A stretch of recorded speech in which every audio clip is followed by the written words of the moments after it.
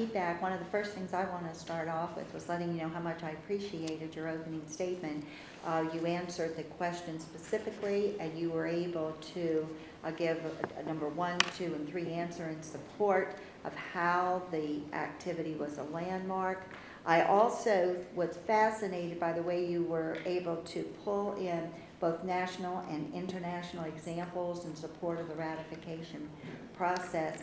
And in regards to the small states' eagerness to ratify the Constitution, the economics and common defense were definitely major concerns, particularly for small states like Delaware, which provided access to Philadelphia for international trade, which was extremely important for our 2 states. Yeah, I liked your opening statement. I also liked, I guess maybe it was, I'm not sure it was in the opening statement or in response to the question about the international precedent set.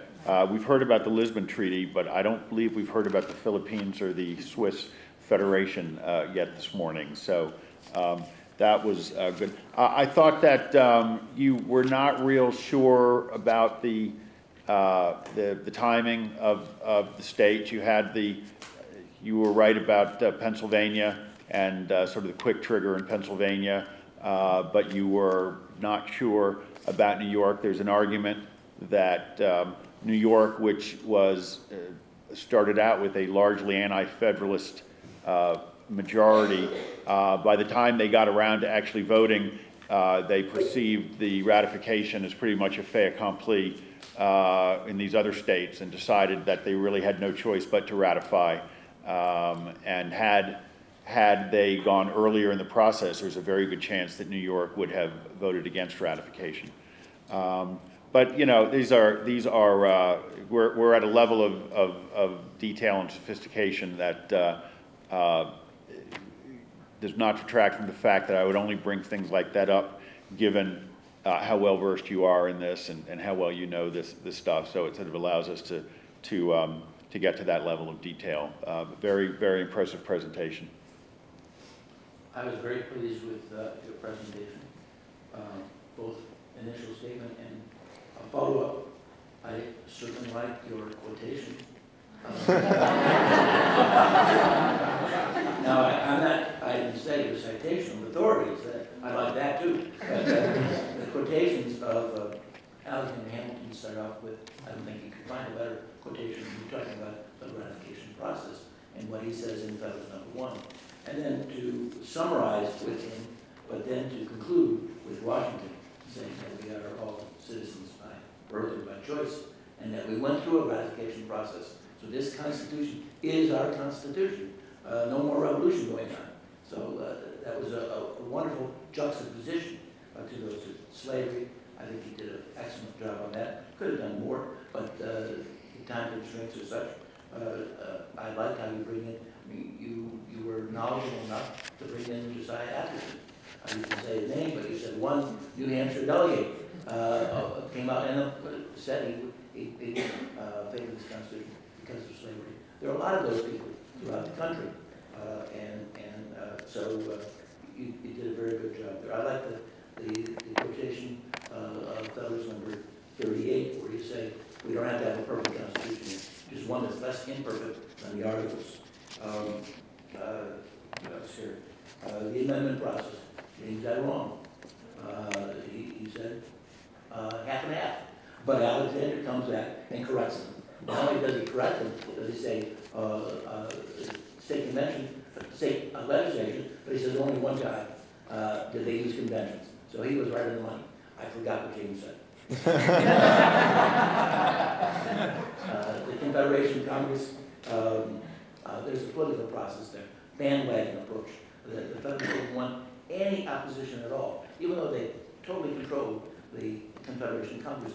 They wanted unanimity, and they couldn't get unanimity with approbation, so they went for straight unanimity, and it gave the illusion that they were approving of the Constitution. Washington, replying to Madison, said, not everybody has the opportunity to peek behind the curtain and see what really happened. But we got that illusion that was there. One last thing here. Two things. One is Pennsylvania did a great job of that. Too quick. New York, well, you know, it's questionable with New York.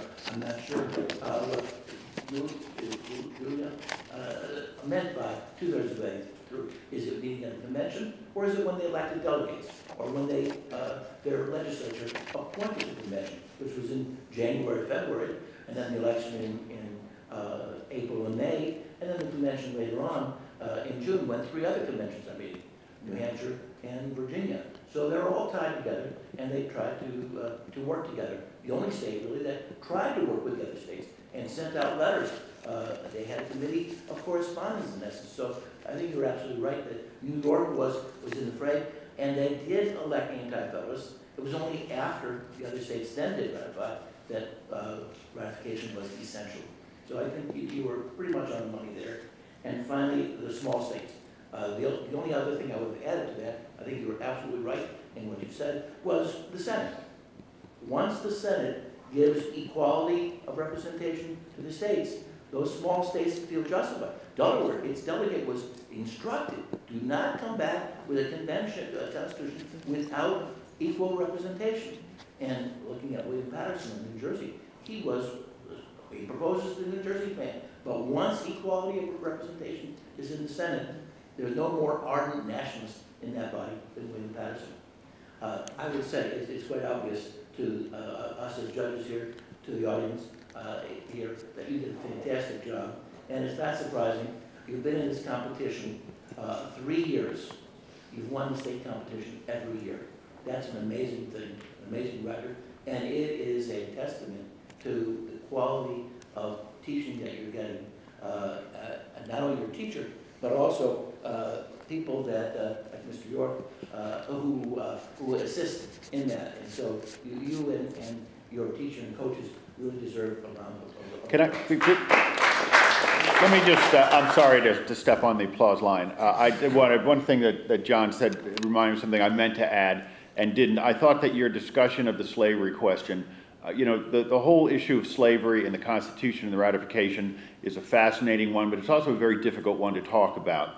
And I thought that you showed sensitivity and it was perceptive comment about maybe all that happened was that we put off for a couple of generations the ultimate resolution in the Civil War. But I did think also the observation that, you know, we're not choosing between, the choice was not between slavery and not slavery. The choice was between slavery was going to exist at that point under either regime, and was the Constitution a better way and the ultimate to eliminate it, and was it progress nonetheless? And so I was impressed by your treatment of that.